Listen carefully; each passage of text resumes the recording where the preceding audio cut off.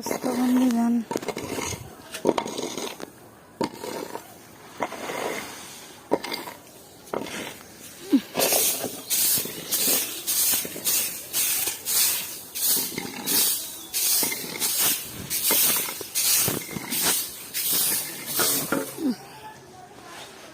ধান জমার ব্যস্ত। আজকে রোদ বাতাস কম তো এই জন্য করা। হ্যাঁ, এই 3 দিন হচ্ছে বাতাস বেশি ছিল দেখা গায়ে এত লাগে না, আর আজকে বাতাসটা কম দেখে রোদটা লাগতেছে। যাই হোক, তারপরে সকালবেলা যে অবস্থা আছে মনে করছিলাম তো বৃষ্টি আয় বলবো, বৃষ্টি আয় না, আল্লাহ রহমত। ওই পানি আনছে, পানি মামু পানি খাইল, তুই খা আর এনাকে খাও, খাইয়া তারপরে ইয়ে করো।